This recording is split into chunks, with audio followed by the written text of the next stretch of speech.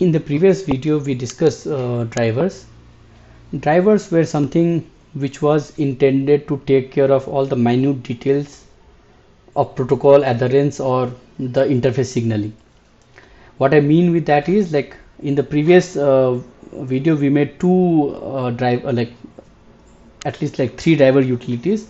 The first one was to initialize the control signals. The other two important ones were to perform a memory read and a memory write, correct? So from a user perspective, what it needs to say that, okay, I want to write at address X and with a value of Y, correct? That's all it needs. So this driver utilities was exactly doing that. It was taking care of this address and data, correct? So it would take an address and data, and then it would transform this information to the protocol signaling or the interface signaling which is required to perform a memory read and a memory write. So that was driver for us. Now when we had that driver, we still used to open, after the simulation was complete, we used to open the waveform. We used to plot all the signals. We used to see the memory reads and memory writes, and then we used to see whether the transactions were actually correct or there was an error, correct? So that was our intended flow. But this is not good enough if you over a period of time you don't want to always manually open a waveform. You need some kind of information or a flag which says, okay, there was the test passes, or if it passes, or if it fails, what is the time at which the test fails, correct? So you need to have some kind of peak within the design without even opening the waveform to help you get started, correct? So that is a kind of role of a monitor. So here if you see, again, like I said, the monitor should be as close as to the interface as possible, because when we don't want to tap some internal signals of a test bench, correct? We want to have monitors sitting at the interface between the test bench and the design under test, so that we know that we have driven the signals or the waveforms or the transactions correctly, and the design is responding back to the transactions in the proper manner or not. So that is one important criteria, that the monitor should bind at an interface close to the design under test, correct? In our case, our DUT interface were M chip select, M read write, M error, MW data, and MR data. So if you see this in our this monitor, this is a small monitor code we are trying to write here.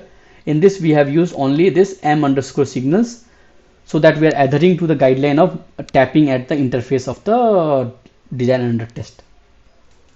So now the scope of monitor can vary from a simple display statement or logging to a complex where we monitor the interface and then we are doing some kind of scoreboarding. For the purpose of this lab, we'll simply do a display of the transactions what we sent out to the memory. Subsequently, when we do scoreboard and logging, we'll enhance this monitor to perform additional tasks as well. So this is a pretty simple monitor. Here we are sensitive to the positive edge of the clock. So at every clock we try to see if the chip select is high and if mem read write is set. Basically this means that it is a read transaction.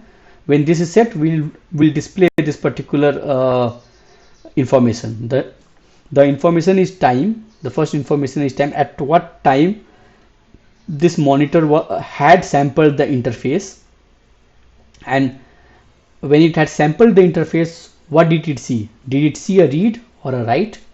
And then what address has it sampled, and what was the data for it, correct? So these are the information. So percentage %t is used to specify the time formatter. So we pass an argument $time to it so that it displays the time appropriately. Address and data. So address we are trying to, because we know when we instantiated our memory address was 5 bits, so it's 32. The total number of locations are 32. So we want to see a decimal value, so we have given a %d here. Data, we have said the data is a 8-bit value, so we have used %h. So again, depending on need, you might if if it is a very big address space, you might want to display a hexadecimal of this of the address. So it's pretty much standard. Like the formatting has to look, again, you should not have different formatting across different display statements, because this will create confusion for you at a later point of time. So the point is, choose one and then be consistent with it. Correct. So this is this. So if you see in this particular waveform, we have a transaction here. This transaction, the monitor would be able to sample at this point, at this particular clock edge. So at this clock edge, the chip select was 1, the read write was 0, the address was 7, and the data, like W data, was AB. So at 110, if you see, this is the value. Correct. On the next positive edge, it will sample that it's a read transaction, and then it says memory read, time, date, and value. So we can see that our log file displays the transactions as well as the expected data as well. Correct. Now if you see, we don't need to go to the waveform, open it, and check whether the transactions are occurring properly or not. Correct.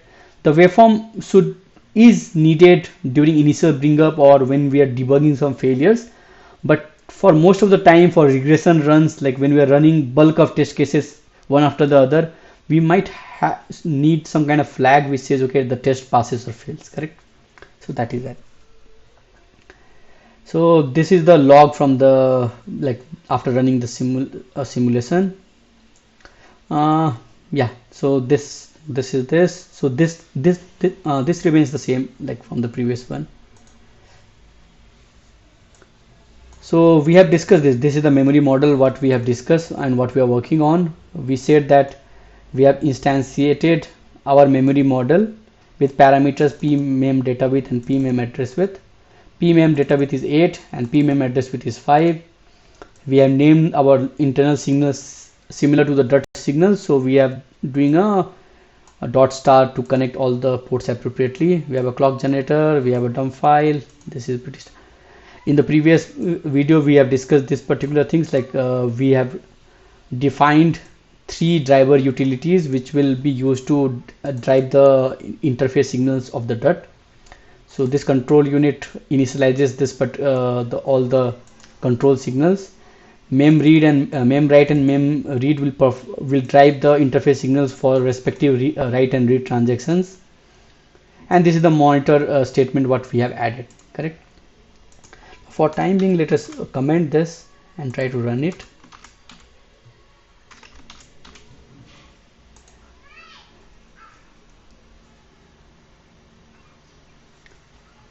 So if you see the simulation finished, if you wanted to view the waveform, you could have clicked on this, it would open the waveform. The point is, this monitor code is not needed for a functionality. Correct. It is useful to aid you to know whether the design is progressing correctly, or so that's the usefulness of it. Correct. Now if this was commented, you have to open the waveform and go back and check whether that was working properly or not. Correct. Now with this portion of code, you could simply run like this, and the log file will give this information. Correct.